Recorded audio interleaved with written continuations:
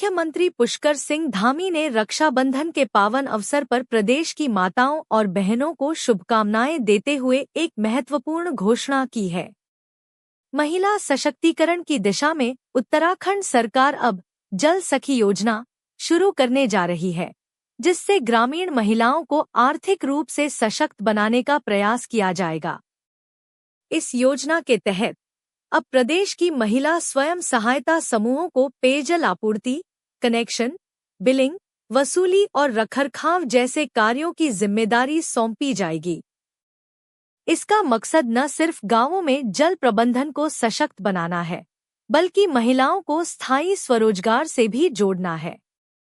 BJP के प्रदेश प्रवक्ता हनी पाठक ने इस योजना की सराहना करते हुए कहा कि मुख्यमंत्री धामी ने रक्षाबंधन को केवल एक पर्व के रूप में नहीं, बल्कि एक भाई के कर्तव्य के रूप में लिया है।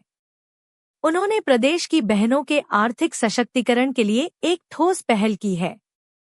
हनी पाठक का कहना है कि यह योजना ग्रामीण अर्थव्यवस्था और महिला स्वावलंबन दोनों को गति देगी। पेयजल जैसे आवश्यक सेवा कार्यों में महिलाओं की भागीदारी बढ़ने से उन्हें सम्मान, स्थिर आय और सामाजिक सुरक्षा मिलेगी।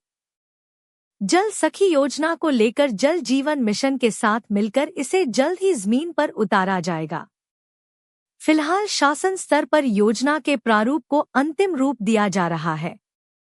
प्रदेश भर की महिला समूहों ने भी इस पहल का स्वागत किया है और उम्मीद जताई है कि इससे गांव की महिलाओं को आत्मनिर्भर बनने का सुनहरा अवसर मिलेगा।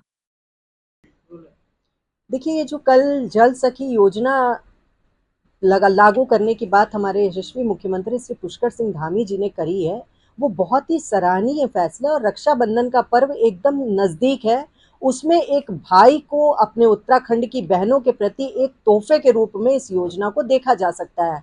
इस योजना के तहत 15,000 से ज्यादा महिलाओं को सशक्तिकरण में आगे बढ़ने के लिए, उनको रोजगार की दिशा में आगे करने के लिए एक बहुत ही महत्वपूर्ण कदम है ये।